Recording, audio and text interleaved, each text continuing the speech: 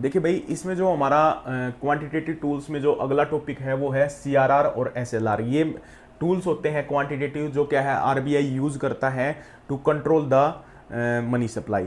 ठीक है भाई, तो सीआरआर एसएलआर का हम पहले भी पढ़ चुके हैं। सीआरआर क्या होता है? सीआरआर एक रेशो होता है। आरबीआई, यहाँ पे आरबीआई बैंक होगा, ठीक है भाई, और यहाँ पे हमारे क्या है कॉमर्शियल बैंक्स। अब आरबीआई मैंडेटरी करता है कि कॉमर्शियल बैंक को एक परसेंटेज रिजर्व के रूप में रखनी पड़ती है, चाहे वो किस फॉर्म में रख, ये होता है हमारा सीआरआर। ये गोल्ड की फॉर्म में भी हो सकता है भाई, गोल्ड, ये कैश की फॉर्म में भी हो सकता है, ये गवर्नमेंट सिक्योरिटीज के रूप में भी हो सकता है। ठीक है भाई, ये तो कन्फर्म है, इसको यहाँ पे रखना पड़ेगा। ठीक है, मान के चलिए कि सीआरआर लगभग क्या है 4% के आसपास ही रहता है। एक रेशो होता है भाई एसएलआर, जिसको हम बोलते हैं स्टैट्यूटरी लिक्विडिटी रेशो। जो एसएलआर है वो मेंटेन रख के कौन रखेगा? वो मेंटेन रखेगा भाई हमारा कॉमर्शियल बैंक। कॉमर्शियल बैंक क्या करता है? एसएलआर रखता है।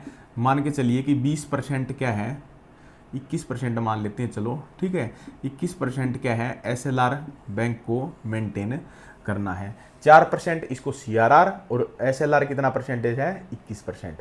ठीक है, तो इसका मतलब क्या है 25% निकल गया, तो लगभग जो लोन प्रोवाइड करवाएगा अब कॉमर्शियल बैंक वो कितना दे सकता है? 75% क्या है भाई वो लोन प्रोवाइड करवाएगा, किसको? पब्लिक को।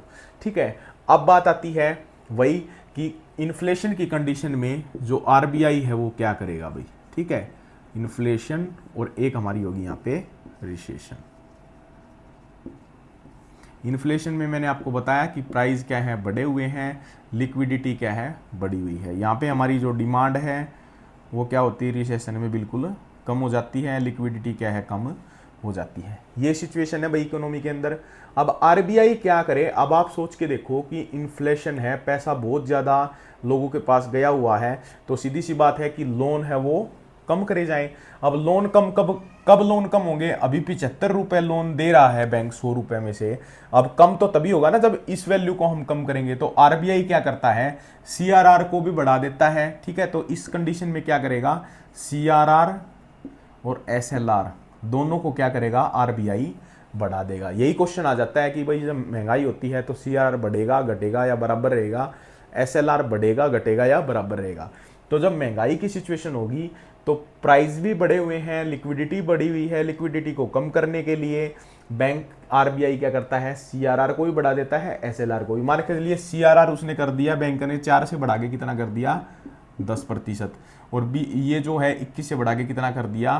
30%। तो 30 और 10 40 का तो मेंटेन ही करना पड़ेगा। इसका मतलब अब कितने कॉमर्शियल बैंक प्रोवाइड करवाएंगे लोन? 60%। तो लोन की मात्रा कम हो जाएगी, लिक्विडिटी कम हो जाएगी। तो इसलिए क्या होगा, जब इन्फ्लेशन की सिचुएशन होती है तो आरबीआई क्या करता है? सीआरआर एसएलआर को बढ़ा देता है। अब बात आती है रिसेशन की। रिसेशन में क्या है? डिमांड कम है, लिक्विडिटी कम है, लिक्विडिटी को आरबीआई को बढ़वाना है। आरबीआई की लिक्विडिटी तभी बढ़ाएगा जब लोन है ज़्यादा से ज़्यादा दिए जाएं। तो वो क्या करता है? घटा देता है, किसको? सीआरआर को। मान के चलिए 2% कर दिया, ये 21 से मान के चलिए कितना कर दिया? 18% कर दिया, तो 18 2 20। इसका मतलब लोन अब कितना दे पाएंगे कॉमर्शियल बैंक? 80%। ठीक है, तो इसका मतलब क्या है कि सीआरआर और जो हमारा एसएलआर है इसको आरबीआई क्या कर देता है? कम कर देता है भाई।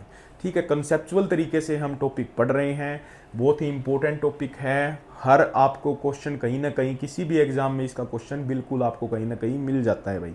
ठीक है, ये थे हमारे सीआरआर और एसएलआर। अगला जो हमारा टॉपिक रहेगा वो रहेगा भाई स्टैंडिंग डिपॉजिट फैसिलिटी। वो देख लेते हैं एक बार।